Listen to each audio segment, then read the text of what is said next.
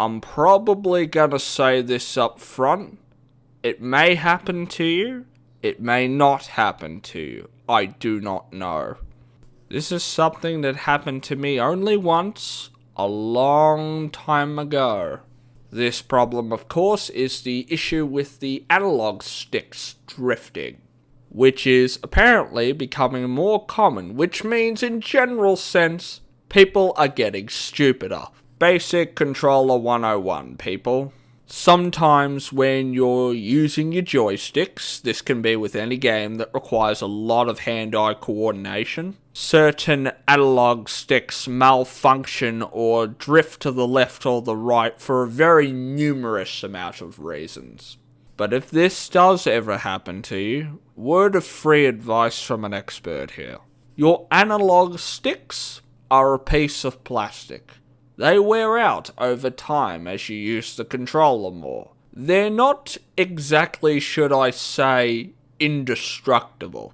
Especially for those who use the controller for very long hours at a time. But however, to make them drift, it requires a hell of a fucking beating to a controller to make it do that.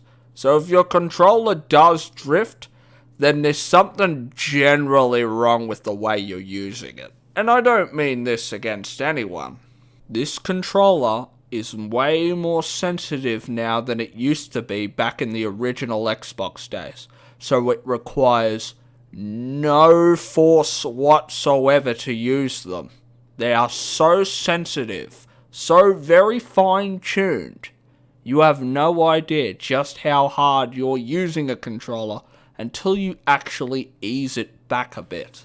And if you clean them regularly with a rinsed hand towel, must be well rinsed, you only want a very thin amount of water on top of the controller surface, nothing more. A normal towel is the second stage. This is where you want to get rid of every drop of water that's on this thing.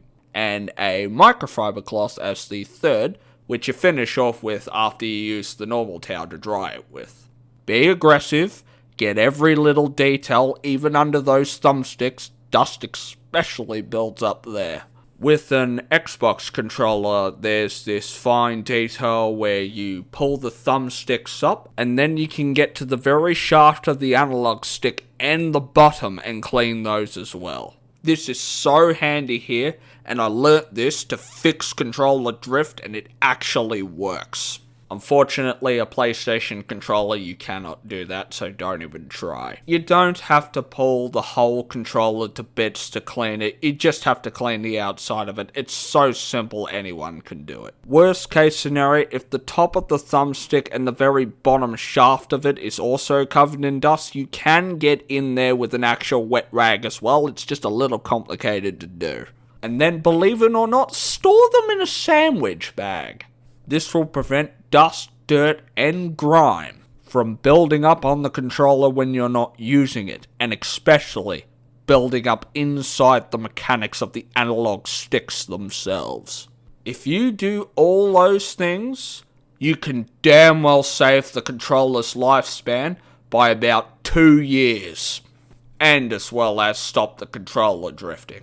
You know I'm telling the truth when you only gotta look at the people who have owned a PlayStation 5 and Series X not even less than 3 months, and they've complained about controller drift.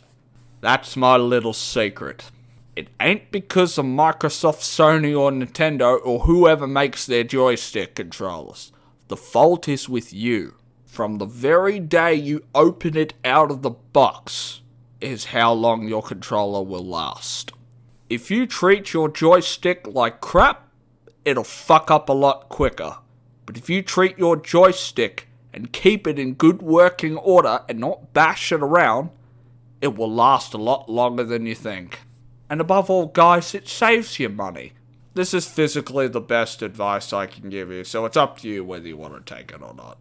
But if you do, it's worth your time, seriously.